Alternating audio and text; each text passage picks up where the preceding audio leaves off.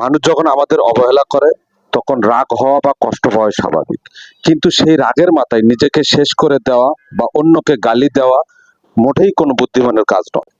অবহেলা কিন্তু মানুষ এমনি এমনি করে না। অবহেলা আসে তখনই যখন মানুষ মনে করে আপনার কোনো যোগ্যতা নাই, আপনি তাদের যোগ্য নন। তাই কেউ যখন আপনাকে অবহেলা করে তাকে ধন্যবাদ জানান, কারণ সে আপনাকে বুঝিয়ে দিয়েছে আপনার আরো অনেক দূর যাওয়া বাকি আছে। আপনার লড়াই কিন্তু সেই মানুষের সাথে নয় যে আপনাকে অবহেলা করছে। আপনার লড়াই নিজের সাথে। নিজের দুর্বলতা গুলোকে শক্তিশালীতে রূপান্তরিত করুন। আজ রাতে ঘুমের আগে নিজের সাথে প্রতিজ্ঞা করুন যে মানুষগুলো আমাকে না দেখে দেখার ভান করে চলে যাচ্ছে, একদিন ওই মানুষগুলো আমার সাথে একটা ছবি তোলার জন্য আকুল হয়ে থাকবে। জীবন বদলাতে গেলে ক্ষোভ নয়, নিজের জেদ লাগে।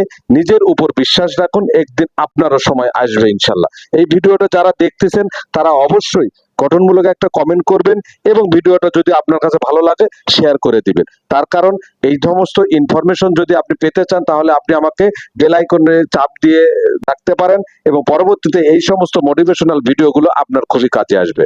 যেখান থেকে আপনারা দেখতেছেন আপনাদের জেলার নামটি অবশ্যই লিখে যাবেন এবং গঠনমূলক একটা কমেন্ট করবেন। আমি কিন্তু আপনার পরিবারে গিয়ে আপনাকে সাপোর্ট করে আসবে ইনশাআল্লাহ।